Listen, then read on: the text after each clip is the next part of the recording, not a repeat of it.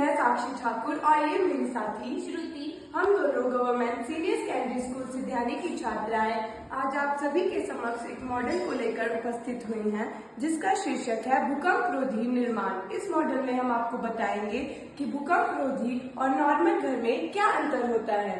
जैसा कि साक्षी ने आपको बताया कि हमने यह मॉडल जो है भूकंप रोधी निर्माण के ऊपर बनाया है, तो मैं आपको सबसे पहले ये बताना चाहती हूँ कि भूकंप होता क्या है। भूकंप हमारे जमीन के नीचे वाली परतों के खिसकने से जो तरंगें उत्पन्न होती हैं, उससे हमारे जमीन के ऊपर वाले धरातल पर कंपन महसूस होता है, जिसे हम भूकंप कहते हैं। चलिए अब मैं आपको ये बताती हूँ कि भूकंप रोधी घर का निर्माण हम कैसे कर सकते हैं। तो सबसे पहले अगर आप घर बना रहे हैं तो आपको उसके लिए मजबूत नींव की आवश्यकता होती है।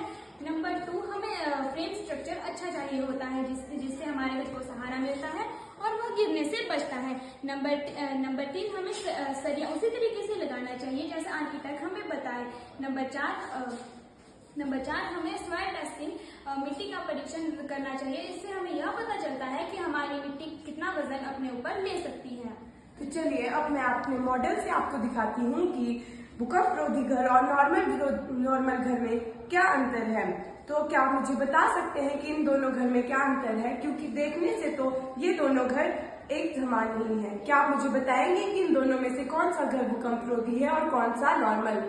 नहीं, आप मुझे नहीं बता सकते हैं, क्योंकि इन दोनों घर का स्ट्रक्चर एक जैसा ही है। तो चलिए मैं आपको दिखाती हूँ कि कौन सा घर भूकंप रोधी है और कौन सा घर नॉर्मल है। भूकंप आया, भूकंप आया।